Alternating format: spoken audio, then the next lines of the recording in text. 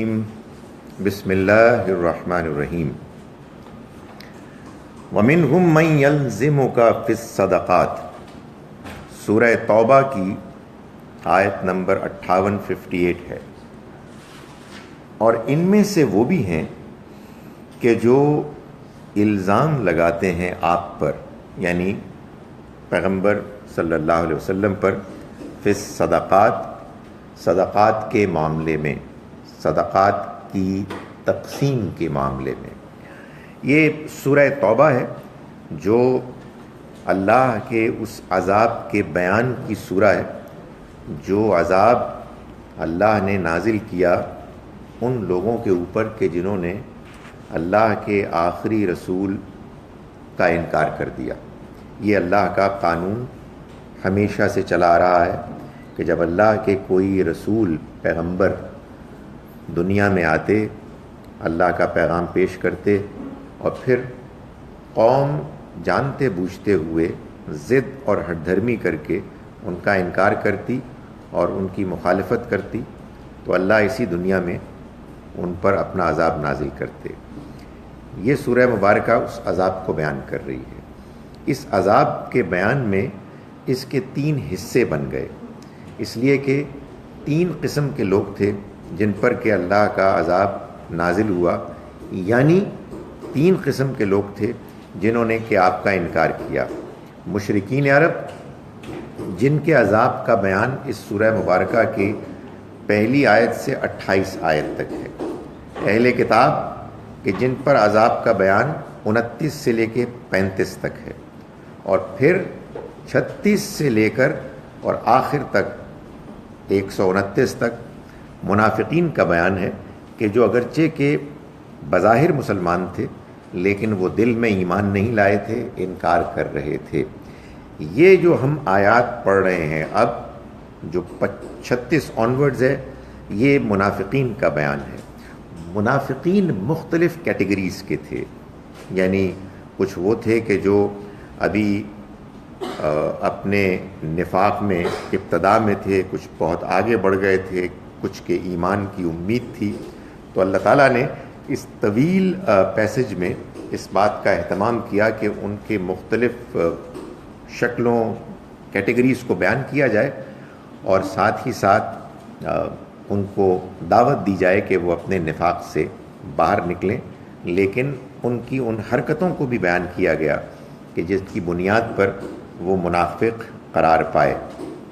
چنانچہ اللہ تعالیٰ یہ بتا رہے ہیں کہ وَمِنْهُمْ مَنْ يَلْزِمُكَ فِي الصَّدَقَاتِ، اور انہی میں، یعنی ان منافقین میں وہ بھی ہیں کہ جو اے پیغمبر آپ پر صدقات کے تقسیم کے معاملے میں الزام لگا رہے ہیں، یعنی یہ اللہ کے پیغمبر کو یہ کلیم کر رہے ہیں کہ وہ جو صدقات آتے ہیں ان کی تقسیم میں نعوذ باللہ جانبداری کر رہے ہیں۔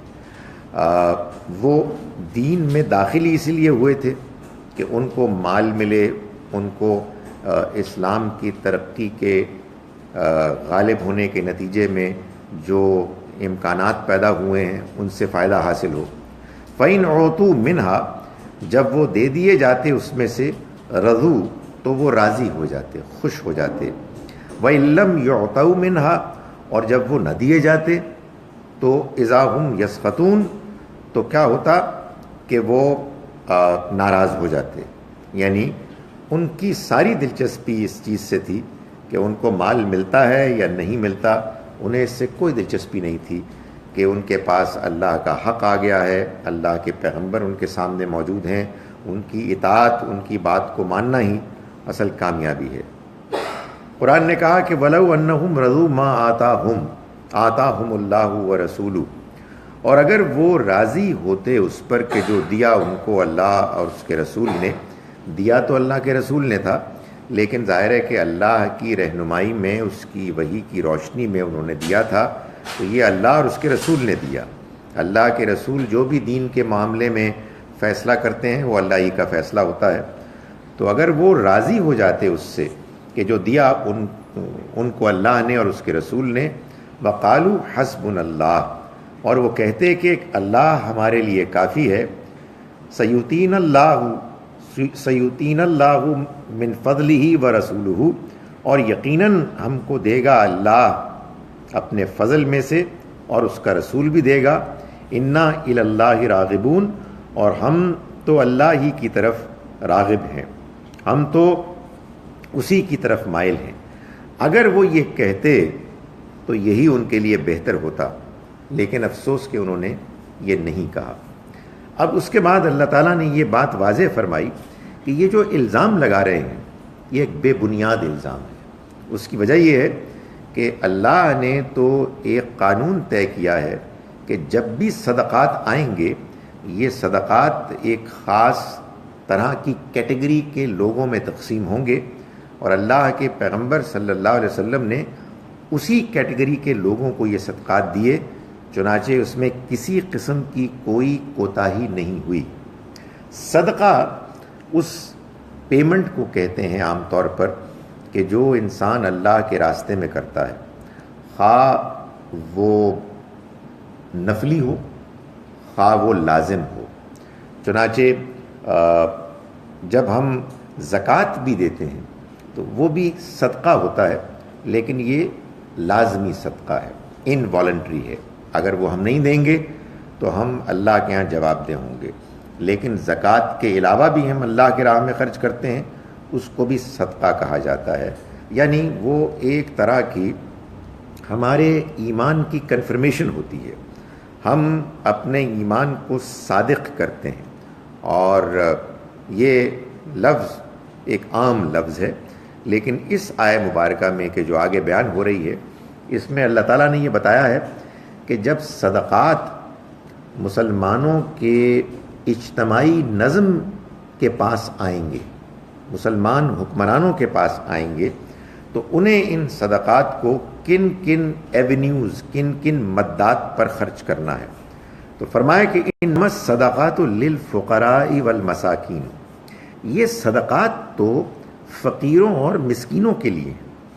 یعنی فقیر سے مراد ہر وہ شخص کے جو ضرورت مند ہے، خواہ وہ کما رہا ہے یا نہیں کما رہا۔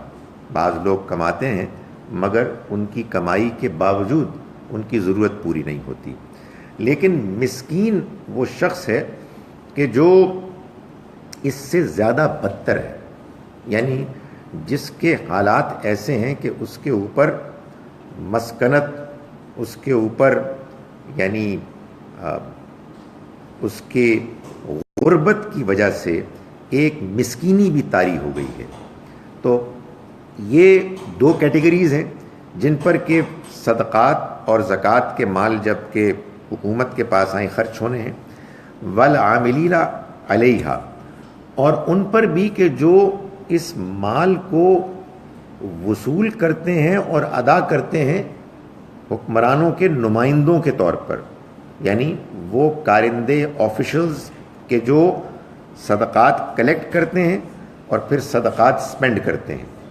والمؤلفۃ قلوبہم، اور ان پر بھی یہ خرچ کیے جائیں گے کہ جن کے دلوں کی تالیف، جن کے دلوں کو قریب لانا مقصود ہے، یعنی جو مسلمان حکمرانوں کو اپنے باشندوں یا دوسرے لوگوں کو اپنے سے قریب لانے کے لیے خرچ کرنے کی ضرورت پیش آئے تو ان پر بھی خرچ کیا جا سکتا ہے۔ وہ غریب مسلمان کے جن کو کہ اگر آپ نے مال نہ دیا تو وہ باغی ہو جائیں گے، یا وہ غیر مسلم کہ جن کی اگر آپ ذرا مدد کر دیں تو وہ دائرہ اسلام میں آ سکتے ہیں یا کم سے کم مشکلات پیدا نہیں کریں گے۔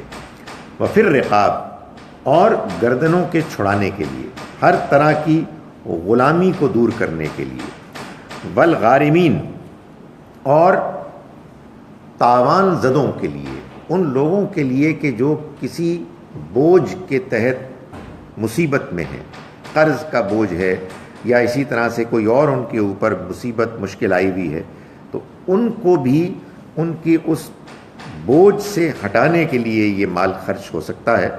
وفی سبیل اللہ، اور اللہ کے راستے میں، اللہ کے بندوں کی بہتری کے لیے یا اللہ کے دین کی تبلیغ کے لیے، اللہ کے دین کے علم کو فروغ دینے کے لیے یا اللہ کے راستے میں جہاد کے لیے، اس پہ بھی یہ مال خرچ ہو سکتا ہے۔ وابن السبیل، اور مسافروں کے لیے جو اپنے گھروں کو چھوڑ کے جاتے ہیں کہیں رہنے کے لیے، ان کے پاس جگہ نہیں ہوتی، ان کے سرائے بنانے کے لیے، سڑکیں بنانے کے لیے، ان کے لیے اور سہولتیں فراہم کرنے کے لیے۔ فریضۃ من اللہ، یہ اللہ کا مقرر کردہ فریضہ ہے۔ واللہ علیم حکیم، اور اللہ جاننے والا، حکمت والا ہے۔ وہ جانتا ہے کہ یہ جو اللہ کے راستے میں مال خرچ ہو کے آتا ہے حکمرانوں کے پاس، مسلمانوں کے، ان کو کہاں کہاں خرچ کیا جانا چاہیے۔ اس وجہ سے ان لوگوں کا اعتراض یہ درست نہیں ہے۔ انہی مدات میں تو ہمارے پیغمبر نے اس مال کو خرچ کیا۔ یہ وہی آیت ہے کہ جس کو عام طور پر بنیاد بنایا جاتا ہے زکوٰۃ کے پیمنٹ میں جو مختلف ایونیوز ہمارے دین میں بیان کیے گئے ہیں۔ اس میں بس 2-3 باتیں ہیں جو میں اختصار کے ساتھ بیان کرنا چاہتا ہوں۔ ایک بات تو یہ ہے کہ یہ آپ ذاتی طور پر جب خرچ کرتے ہیں اپنی زکوٰۃ، اپنا مال، تو اس وقت جو خرچ ہے اس کو بیان نہیں کر رہا۔ اسی وجہ سے یہاں آپ دیکھتے ہیں کہ کوئی رشتہ داروں کا ذکر نہیں ہے، بلکہ یہ باقاعدہ جب نظام ڈسٹریبیوٹ کرتا ہے ان کا ذکر ہے۔ دوسری بات یہ ہے کہ ہمارے ہاں عام طور پر لوگوں کا خیال یہ ہے کہ آپ زکوٰۃ دیں تو جن کو دیں ان کو اس کا مالک بنائیں۔ اس آیت میں اس طرح کی کوئی بات بیان نہیں کی گئی۔ ہمارے ہاں بعض لوگ کہتے ہیں کہ یہ صرف مسلمانوں کو دینی چاہیے۔ اس آیہ مبارکہ میں اس طرح کی کوئی بات بیان نہیں کی گئی، بلکہ سچی بات یہ ہے کہ جو بات بیان کی گئی ہے اس سے لگتا ہے کہ مسلم غیر مسلم دونوں کو دی جا سکتی ہے۔ اور بھی اس طرح کی بعض نظریات ہیں کہ جو مشہور ہیں۔ آیہ مبارکہ بڑی واضح ہے کہ اصل میں جو صدقات اور زکوٰۃ کا مال خرچ کیا جانا ہے وہ ان ضرورتوں پر خرچ کرنا ہے کہ جو ایک مسلمان حکمران کے سامنے موجود ہیں، اور ان کو اللہ تعالیٰ نے 8 مختلف مدات کیٹیگریز میں بیان کر دیا۔ وَمِنْهُمُ الَّذِينَ يُؤْذُونَ النَّبِيَّ وَيَقُولُونَ هُوَ أُذُنٌ، انہی میں وہ لوگ بھی ہیں کہ جو اپنی باتوں سے پیغمبر کو ایذا دیتے ہیں، اذیت پہنچاتے ہیں۔ وَيَقُولُونَ هُوَ أُذُنٌ، اور وہ کہتے ہیں کہ یہ تو بس ایک سراپا کان ہے۔ مطلب یہ کہ ہوتا یہ تھا کہ جب ان منافقین کے بارے میں کچھ خبریں آتی تھیں تو وہ جب پہنچتی تھیں تو ظاہر ہے کہ نبی اکرم صلی اللہ علیہ وسلم اس کو جانتے تھے، بعض اوقات آپ اس پر نوٹس بھی لیتے تھے، تو یہ الزام لگاتے کہ یہ تو نعوذ باللہ کان کے کچے ہیں، جو بات آتی ہے سن لیتے ہیں۔ یہ امیجن کریں کہ منافقین حضور کی موجودگی میں یہ بات کر رہے ہیں اور اذیت دے رہے ہیں۔ اس موقع پر اگر اللہ کا کوئی قانون ہوتا کہ جس میں پیش نظر یہ ہوتا کہ جب بھی کوئی اللہ کے پیغمبر کے ساتھ اس طرح کی زیادتی کرے گا اس کی سزا موت ہے، تو یہ بہت اچھا موقع تھا کہ کہہ دیتے کہ اس کو پکڑ کے مار دو، ختم کر دو۔ لیکن اس طرح کی کوئی بات نہیں کی گئی، بلکہ اور یہ سورہ بھی عذاب کی سورہ ہے، اس میں تو یہ عذاب بیان ہو جانا چاہیے تھا۔ اس طرح کی کوئی بات بیان نہیں کی گئی، اس لیے کہ اس طرح کا کوئی قانون ہے ہی نہیں۔ یہ قانون اسلام کی تعلیمات میں پر مسلط کیا گیا ہے، تھوپا گیا ہے۔ اٹس ناٹ دیئر، اس کا کوئی تعلق اللہ کے دین، اس کی کتاب سے نہیں ہے۔ ان میں سے وہ لوگ بھی ہیں کہ جو ایذا دیتے ہیں، اذیت دیتے ہیں پیغمبر کو، اور کہتے ہیں کہ یہ تو کان ہیں، کان کے کچے ہیں، نعوذ باللہ۔ قل اذن خیر لکم، ان سے یہ کہہ دو کہ وہ تمہاری بھلائی کے لیے کان ہے۔ یعنی اگر کبھی کوئی بات سنتے ہیں تو ان کی یہ نیت نہیں ہوتی کہ ان کو تمہارے بارے میں کوئی بری بات معلوم ہو، وہ تو تمہاری بھلی باتوں کے لیے ایگر ہوتے ہیں کہ وہ کوئی ان کو سنائی جائے اور وہ اس پر تمہارے بارے میں مطمئن ہوں۔ یؤمن باللہ و یؤمن للمؤمنین، وہ اللہ پر ایمان رکھتے ہیں اور اہل ایمان کی باتیں مانتے ہیں۔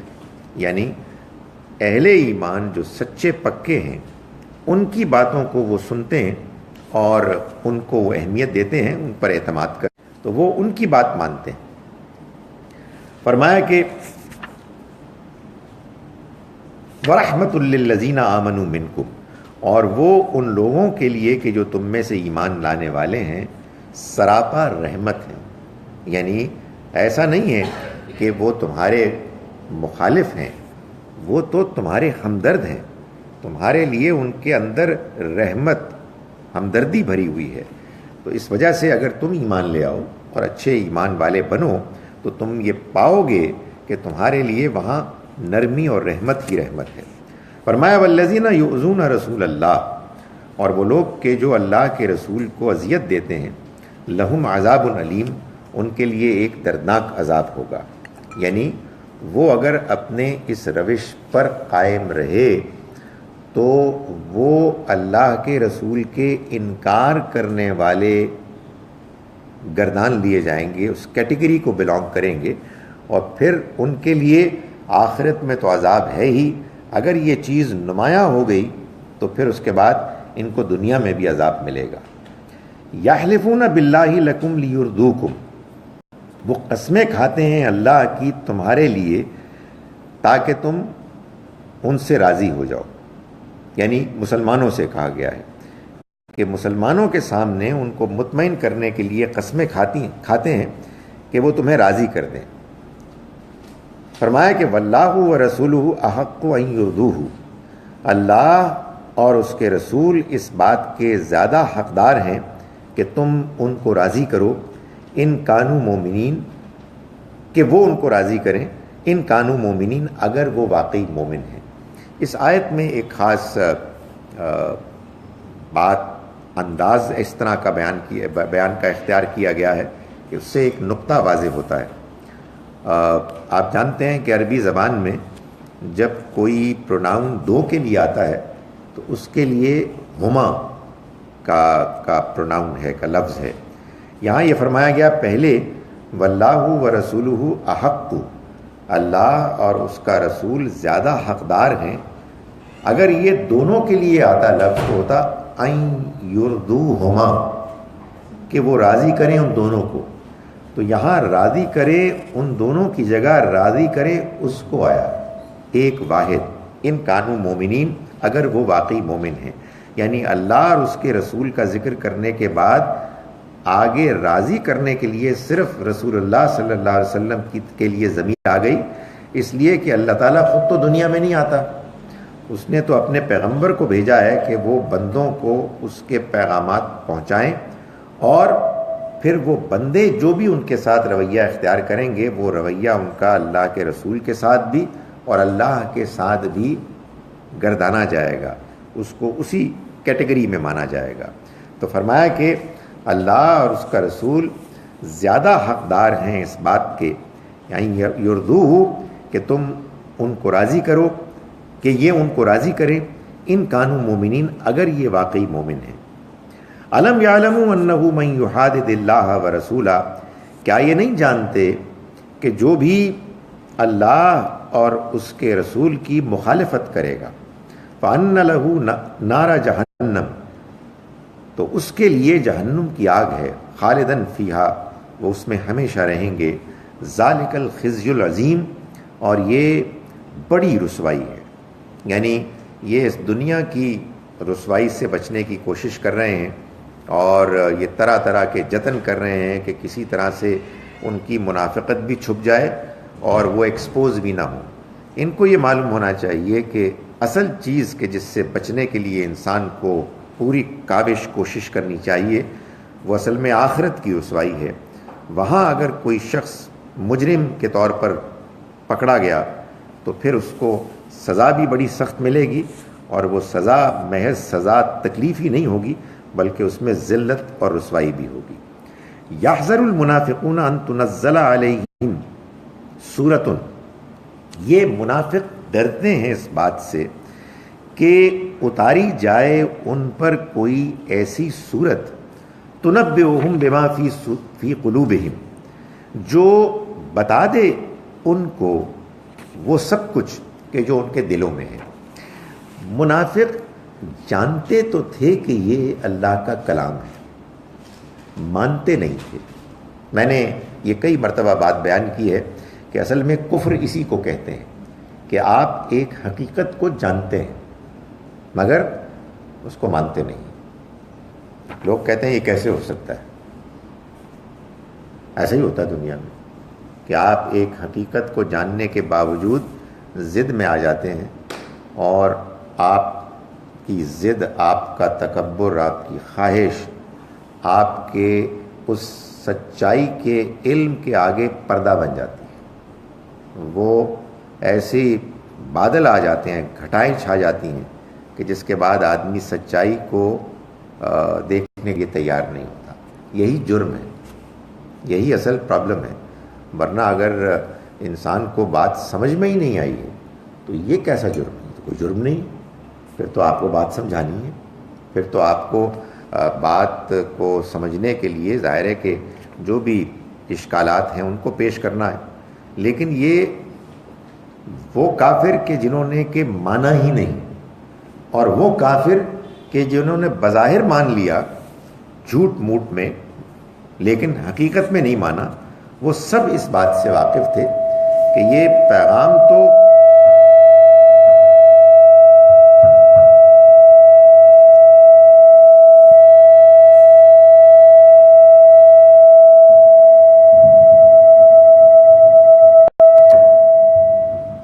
یہ بات واضح ہوگی کہ یہ مائک منافق ہے. وہ جانتے تھے کہ یہ اللہ کا کلام ہے، مگر اس کے باوجود ماننے کی طرف طبیعت مائل نہیں ہوتی تھی. یہ بڑی پرابلم ہے. ویسے یہ اللہ سے اللہ کی پناہ مانگنی چاہیے اس سے. بعض اوقات بعض لوگ یہ کہتے ہیں کہ یار وہ تم نماز نہیں پڑھتے تو طبیعت نہیں آتی، اس سے میلان نہیں ہوتا. غالب نے اسی بات کو کہا نا کہ جانتا ہوں ثواب طاعت و زہد، پر طبیعت ادھر نہیں آتی. بدنصیبی ہے، یہ بڑی ٹریجڈی ہے. اور ان کا یہی حال تھا کہ وہ یہ ڈرتے تھے کہ کہیں ایسا نہ ہو کہ قرآن کی کوئی صورت نازل ہو جائے اور پھر ان کا راز فاش ہو جائے. یعنی دل میں یہ چور تھا کہ یہ ہو تو سکتا ہے، یہ بات تو ٹھیک ہے، لیکن اس کے باوجود جو دنیا کی خواہشات تھیں، جو من مانی ان کی امنگیں تھیں، وہ اس کو چھوڑنے کے لیے تیار نہیں تھے. قل استہزئوا، ان سے کہو کہ اڑا لو جتنا مذاق اڑانا ہے. ان اللہ مخرج ما تحذرون، اللہ جو کچھ تم جس سے ڈرتے ہو وہ نکال کر رہے گا، کھول کر رہے گا. یعنی مطلب یہ ہے کہ یہ جس چیز کا تمہیں خوف خدشہ ہے یہ ہو کے رہے گا، اس لیے کہ یہ سورہ مبارکہ تو ہے ہی عذاب کی سورہ. اللہ تعالیٰ نے یہ طے کر لیا تھا کہ یہ جو منافق ہیں ان کو ایکسپوز کرنا ہے. یہ جنہوں نے کہ جھوٹ موٹ میں ایمان کا لبادہ اڑا ہوا ہے، ان کو مختلف مراحل سے گزار کے یہ دکھانا ہے کہ ان میں سے کون حقیقت میں منافق ہیں اور کون ایمان کی کمزوری میں مبتلا تھے. اور وہ ذرا تنبیہ کے بعد انہوں نے اپنی اصلاح کر لی. وَلَئِن سَأَلْتَهُمْ لَيَقُولُنَّ إِنَّمَا كُنَّا نَخُوضُ وَنَلْعَبُ، اور اگر تم ان سے پوچھو، یعنی یہ پوچھو کہ یار یہ کیا کر رہے تھے تم، یہ تمہارا رویہ کیا تھا، لَيَقُولُنَّ، تو وہ لازماً کہیں گے إِنَّمَا كُنَّا نَخُوضُ وَنَلْعَبُ، ہم تو ایسے ہی ہنسی مذاق کر رہے تھے. یعنی آپ سیریس ہی ہو گئے، مطلب ہم تو ایسے ہی ایک جملے فقرے چست کر رہے تھے، ہم کوئی جان بوجھ کے تھوڑی کر رہے تھے. فرمایا کہ قل اب اللہ و آیاتہ و رسولہ کنتم تستہزئون، تو کیا تم اللہ سے، اس کی آیتوں سے اور اس کے رسول سے ہنسی دل لگی کر رہے تھے. یعنی ہنسی مذاق کرنے کا بھی کوئی مضمون ہوتا ہے، اس کی کوئی جسٹیفیکیشن ہوتی ہے. آدمی اللہ اور اس کے رسول اور اس کی آیات اور اس کے دین کے بارے میں مذاق کرے، اس سے معلوم ہوا کہ ظاہر ہے کہ یہ مذاق کے کوئی موضوعات نہیں ہیں، یہ تو بڑی سنجیدہ حقیقت ہے. اس کے بارے میں تو آدمی کو ڈرنا چاہیے کہ کہیں ایسا نہ ہو کہ میں کوئی بات کروں جس کے نتیجے میں میرا دل سیاہ ہو جائے. اس لیے کہ سب سے بڑی پرابلم اس دنیا میں یہ ہے کہ انسان کا دل سخت ہو جائے، زنگ آلود ہو جائے، اللہ کی طرف سے آئے ہوئے پیغام کو سمجھنے، اس کو اہمیت دینے کی صلاحیت سے محروم ہو جائے. اور یہی اصل میں واقعہ ہوتا ہے. اور یہ کیوں ہوتا ہے؟ اس لیے کہ آدمی اللہ کی طرف سے آئے ہوئے پیغام کو اہمیت نہیں دیتا. اس کو سنجیدگی سے نہیں لیتا۔ میں اپنے جیسے لوگوں کے بارے میں اپنی بات میں کر رہا ہوں، یہ دیکھتا ہوں کہ ہم بعض اوقات دوسرے مذہبی لوگوں کا مذاق اڑاتے ہیں، اور ان کا مذاق اڑاتے ہوئے اصل میں کچھ مذہب کا بھی مذاق اڑ جاتا ہے۔ کیا ضرورت ہے؟ آپ کو اگر کسی سے اختلاف ہے تو آپ اختلاف کو رکھیں، دوسروں کی اچھائی کو بیان کریں، اور اگر کوئی اختلاف ہے اور کوئی چیز آپ کو ٹھیک نہیں لگتی اس کو بھی بیان کرنا آپ کا حق ہے، مذاق اڑانا آپ کا اختیار نہیں ہے۔ اس کے بعد کہیں ایسا نہ ہو کہ ایک دن آپ صبح کے وقت اٹھے تو آپ کہیں یار فجر کی نماز پڑھنے کی ضرورت کیا ہے، اس لیے کہ خدا کا دین جو ہے اس کے بارے میں انسان کے اندر ایک سنجیدگی اور اس کی غیرت ہونی چاہیے۔